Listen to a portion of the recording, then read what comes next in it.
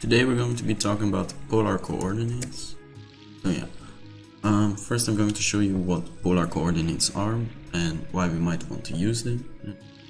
Quickly look at the math behind it. Then we'll make a node group in Blender to use polar coordinates. And once all of that is done, if you think that's enough, you can pause the video and just stop there.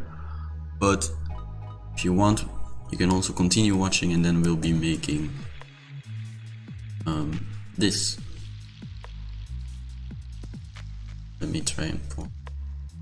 So this is sort of generalized version of the Mandelbrot fractal.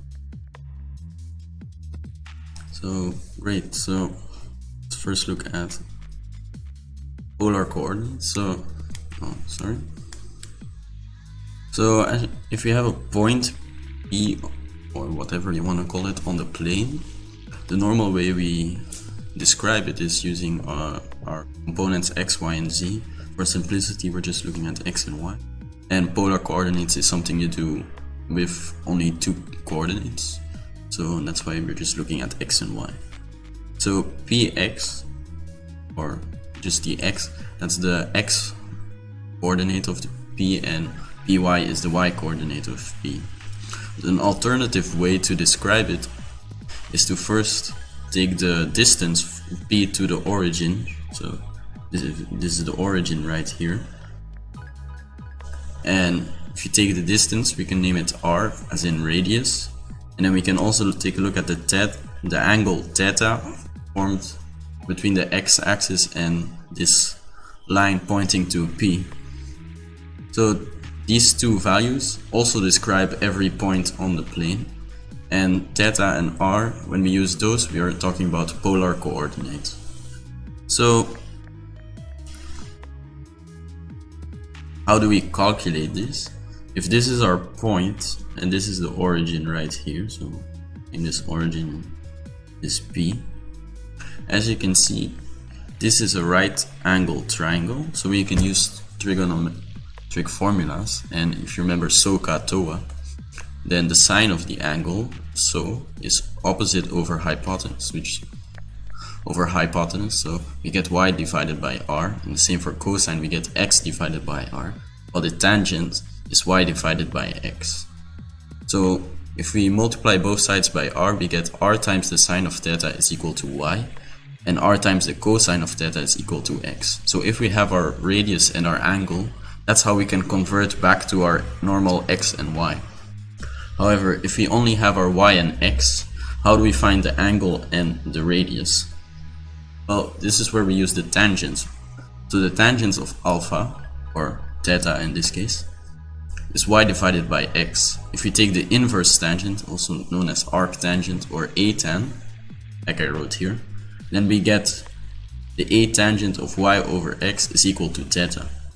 Now, the important thing to know here is, in this case, y and x are both positive, but if, for example, this was our x-axis and our y-axis, in this case, our y would be negative and our x would be negative, but when we divide them, the result would still be positive. So how do we know if the angle should go like this, or just be the same thing but then over here? Because the ratio is exactly the same, and that's why there's this thing in computer science called atan2, which first looks at the sine of y and x, and then based on that determines the angle. So we'll be using atan2 when we go into Blender, and for the radius, this is just the length. So this follows from Pythagoras' theorem. So x squared plus y squared, and then take the square root. So that is how we get polar coordinates. And let's make a node group in Blender. Okay, so we'll be using object coordinates because I like to have an origin. Let me quickly set this to EV and then move this. So the first thing we need to do is add in a separate XYZ. So right now we're in Cartesian coordinates, so we have an x, a y, and a z. As you can see, you won't be using the z here. And then let's add in a math node. The first thing we'll do is get the angle. So here you can see arctangent 2. So y is the top one and x is the bottom one. So this is already our angle, and now we just need the distance. We could use the length, but from vector math, but I'm just going to do it manually. So let's get power and then change this to 2. So we take x squared and y squared. Alright, let me move this down. And then we add, so we add them together. And then finally, let me make some more room. We take the square root. So yeah, just following this formula.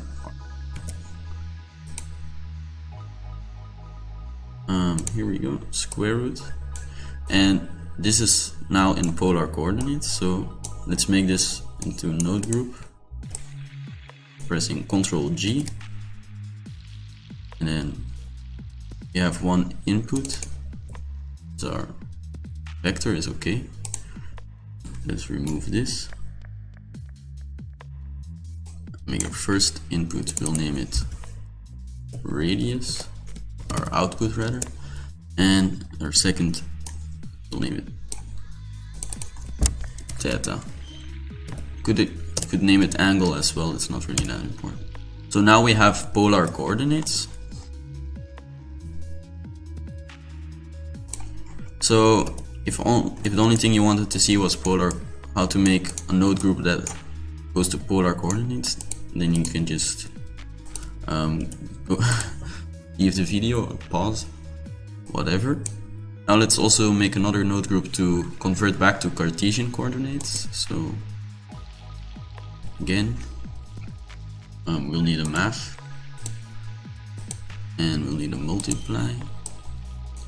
And let me just already make this into a node group.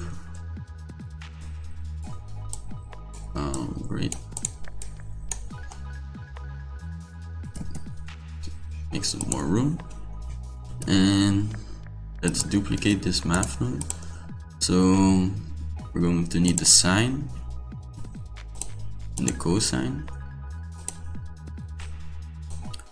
And let's also add in a math.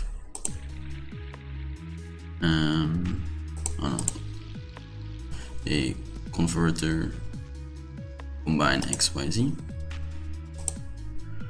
So this will be our x. Let me rename the values here. So we have as first thing our radius, second thing our angle, and output should just be a vector. So let me delete this and change to this one, so get an actual vector. So again, formulas. X is the r times the radius times the cosine of theta. So let's take the cosine, then multiply it with the radius. That's our x. Let me duplicate this again. And then let's take the sine for our y, multiply, combine, and there we go. You rearrange it.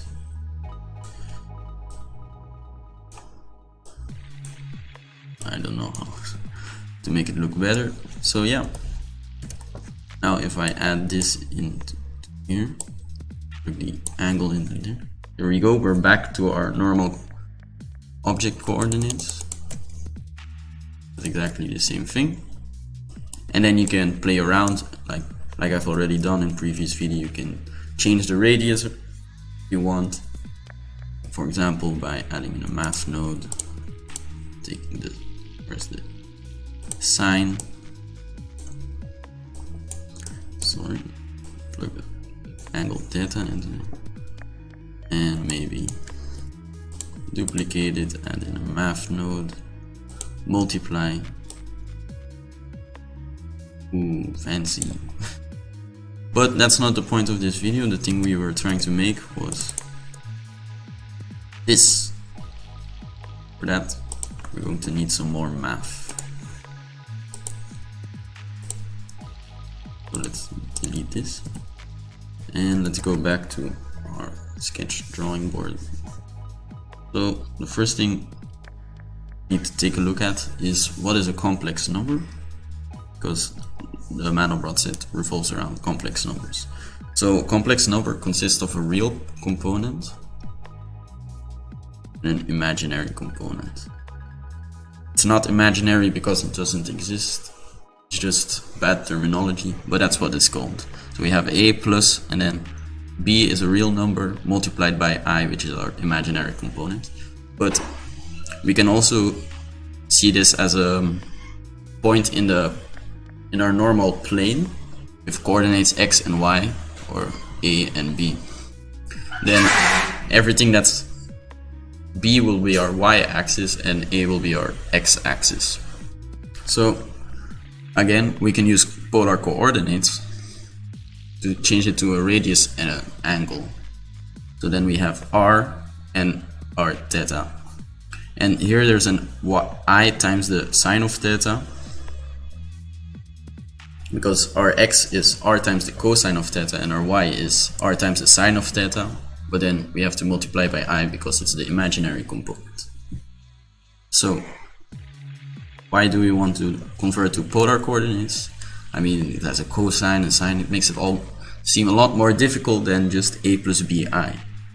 And the thing is, if you want to multiply two complex numbers together, you have to do, like, if you have a plus bi times, I don't know, c plus di, you have to use FOIL, you know. You go like this, and like that. I don't know what the exact order is. The order doesn't matter because it's commutative. But the point is, you have to do a lot of calculation. But what if you want to multiply 3? Then you have to do it for all 3. And it gets complicated really quick. So instead, what we'll be doing is using Eulers Formula, which is r times e to the I times theta is equal to r times the cosine of theta plus I times the sine of theta, which we know is our complex number. So we can write our complex number like this.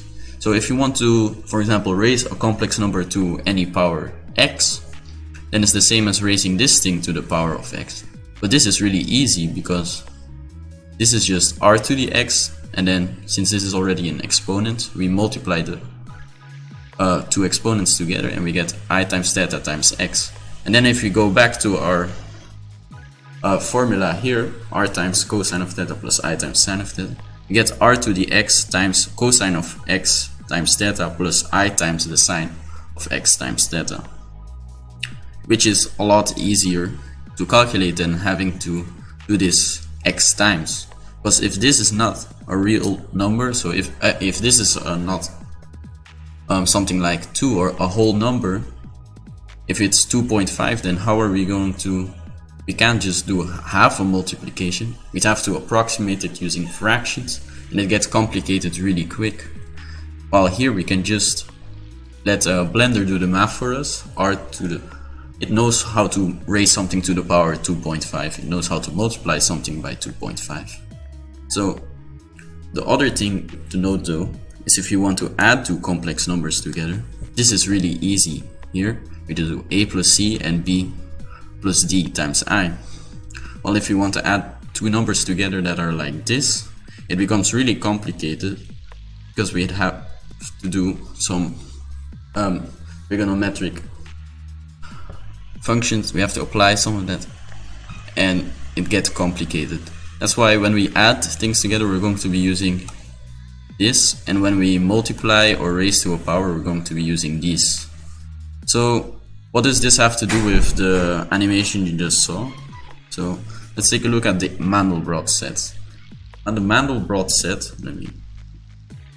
is basically the set of all points which do not go to infinity if you repeat this pattern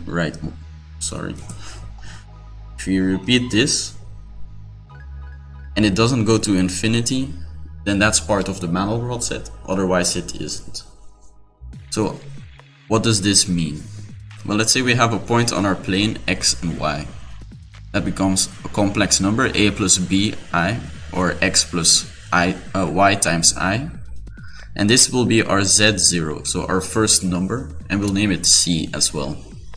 To calculate the next number, z1, we take the previous number, square it, and then add our very first number, which in this case is also z0, is c.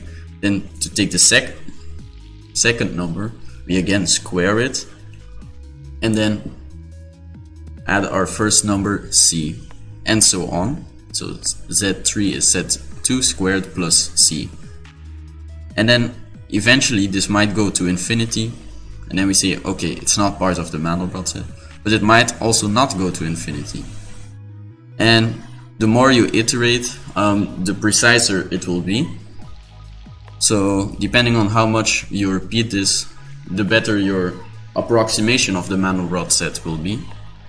And it has already been proven that if ever the radius, so if we are in polar coordinates, our r is greater than 2, it will go to infinity. So at that point we can just stop and say, okay, it went off to infinity. Now here I've given an example, so let's take the point 0, 1, so that will be on the y-axis, which is just our complex number I. So we said c is equal to I, and then we calculate our first number, z1. That's the previous one, which is I squared plus I. I squared is minus 1, so we have minus 1 plus I. Then we go for the next one, we do minus 1 plus I squared, and then we add I. Now minus 1 plus I squared is 1 minus 2I minus 1 plus I, so the 1 and minus 1 get removed, and then we still have minus I. If we square minus I, we get minus 1, and then we add I, we get minus 1 plus I. But this is the same as this one, and so this is never going to go to infinity, because after we get here, we go here, and then we go back here, and these two keep going back and forth between each other, and so this is never going to be going to infinity, and that's why this point is part of the Mandelbrot set.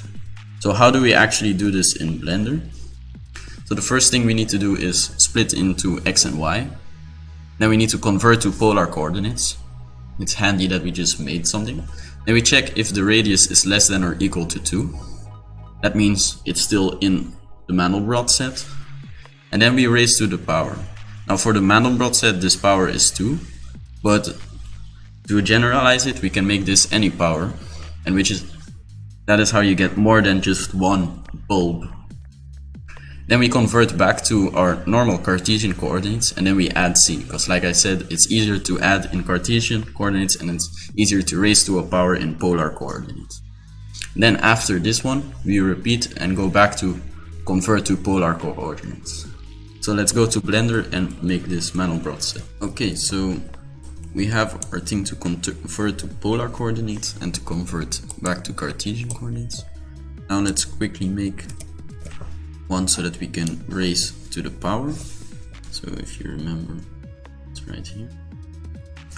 Our formula is just r to the x times cosine of x times the angle and sine of the angle. So we need to multiply the angle by our power, and we need to raise our radius to the power. So this should be very quick. So we have our radius. Let's add in a vector converter math node and change it to power. We take our radius and we plug it into here, and we can change this to multiply, and there we go. So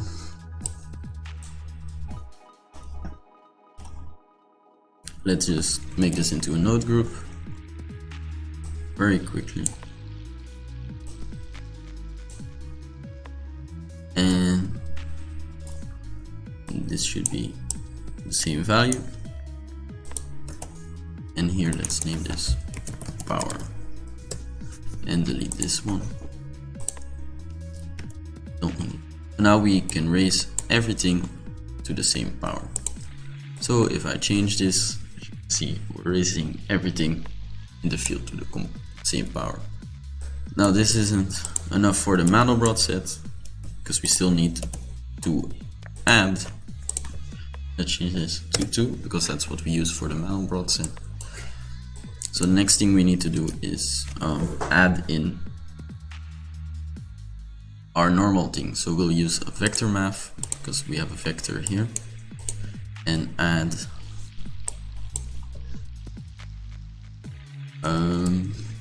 yeah, we need to add our original vector. So let's make this into a node group, and we should have 2 vectors. Let's name these. So we have our incoming vector set m, that's the previous one. Then we have our constant vector c. Then we have our output vector zn plus 1. Now we also need our power, so let's go there. And let me also add c to our output and power to our output, because the next time we want to use it, we want to have the same, know which constant we're adding each time when we repeat this node. So we also need to keep track of how many times we've already iterated. So let's duplicate this. This is vector math, we just need a normal math node. And let's plug this into here and add 1. And we'll name this iterations. And let's plug this value into here. Iterations. So now we're just adding 1 regardless of the values, in this node group. So let me go into the node group and also put our power here as an output, our radius. That way we can check whether this is less than or equal to 2. So to check if something's less than or equal to 2, we can use our math node. Let me duplicate it 3 times. So we'll go greater than, and then we'll multiply by -1, and finally add 1. And then we'll plug this into here and this into there, and we need to check if it's greater than 2. Okay, so what this does, first checks if it's greater than 2. If it is greater than 2, it returns 1. If it's less than or equal to, it returns 0. What we'd want is if it's less than or equal to, we get 1. And if it's greater than, we get 0. If we use the less than, then we get a problem because we'll only have 1 if it's less than.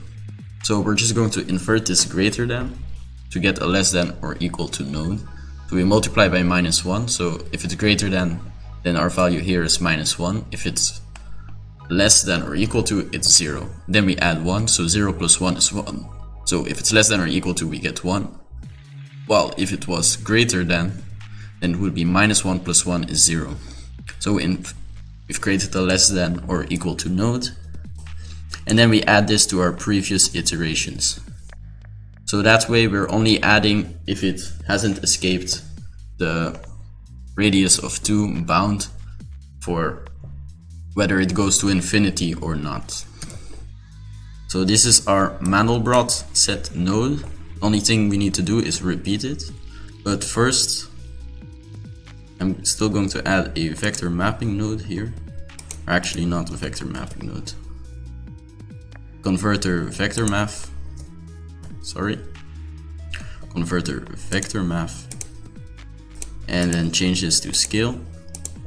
And then scale this by 2. Because the Mandelbrot set is bigger than just the 0 to 1 range. So that this way we can see the whole of the Mandelbrot set. So right now doesn't look like much. Let's just change this iterations to 0.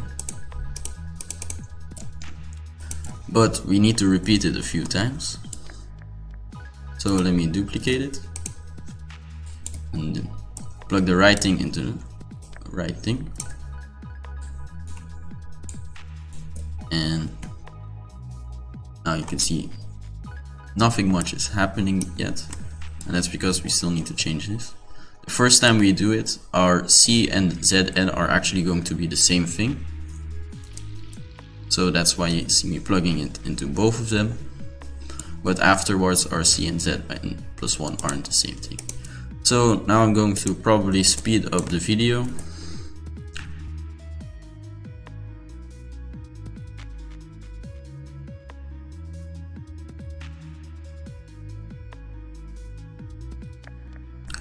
Now what do we have? It's starting to look like the Mandelbrot set, but it looks weird if you just look at our coordinates. So let's take a look at the iterations. And if you just see white circles here, make sure that under color management you're in filmic. And to make it better, let's add in a math node, because these values, the iterations go anywhere between 0 and 8. So let's divide by 8, adding 8, divide by 8 to make it go between 0 and 1. And then if you want some colors, what we can do is we can add a converter and then combine use saturation value. We've plugged this into the U, and then set the saturation to 1 and the value to 1. And then we get our colors. And then we can also grab this scale node, duplicate it. We can scale by, I don't know. We can scale by a factor, which is whether or not we've reached all the iterations. So let's do a less than 8. Less than 8. Plug this into here. And so it's this way it's black if it managed to survive all the iterations, and the less iterations it survived, the more it goes to red. And that's where you get a color gradient. Now we only have 8 different color values because we only have done 8 iterations.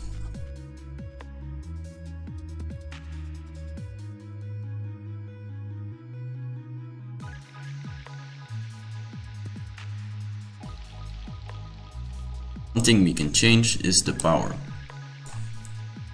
As you can see, if I increase the power, we get more and more bulbs, and as I decrease, we get less bulbs. Once the power is at 1, then we get a perfect circle. Set the power to 1. And you can even go to smaller than 1 powers, and you get some really weird things. Like this. So that's how we do the animation that you saw in the beginning of the video. Right now it looks like this. We could go for maybe, now we have done 16 iterations. The more iterations you do, the better the detail, but it might be a bit slower.